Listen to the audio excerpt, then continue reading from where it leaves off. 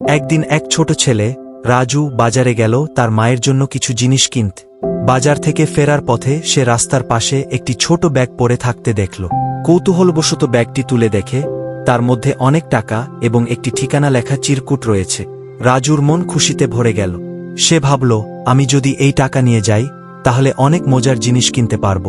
কিন্তু সাথে সাথেই তার মায়ের কথা মনে পড়ল, সততা সবচেয়ে বড় গুণ।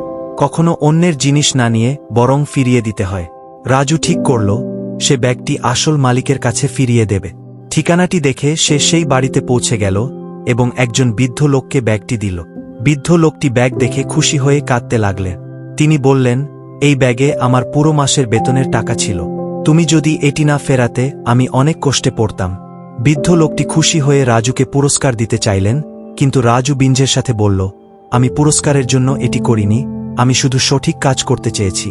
বৃদ্ধ লোকটি রাজুর মাথায় হাত বুলিয়ে বললেন, তুমি সত্যিকারের ভালো ছেলে।